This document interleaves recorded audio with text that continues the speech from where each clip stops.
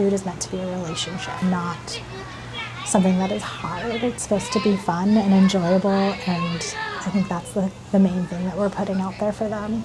I think that children enjoy all food. I think that it's about exposure, and it's about feeling confident that you're providing a meal for them that's going to be enjoyable, making sure it's colorful, making sure that there's a safe food. I come from a space from child development. I do not have a nutrition background. So hearing the children's reactions to things, I got a note the other day that came back from one of the classrooms on the cart, like, we're really liking the new meals, but when are you gonna bring back these things? And like, that engagement is really exciting. We do what's called a 4-week cycle. So I plan the menus 4 weeks at a time.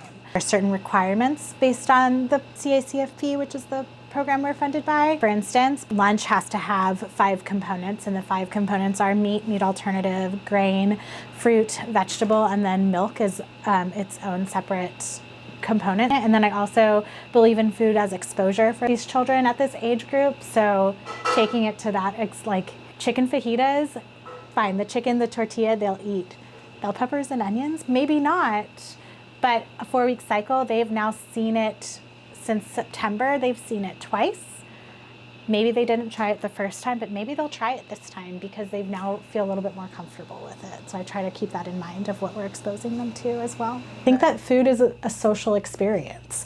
So I think that if we were just like putting a plate of food in front of them and never talking to them about it, how would they know what is on that plate?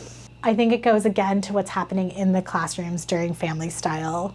The way to make food engaging is to talk about the food on your plate. So instead of saying like, try your carrot, we might say, can you make your carrot crunch?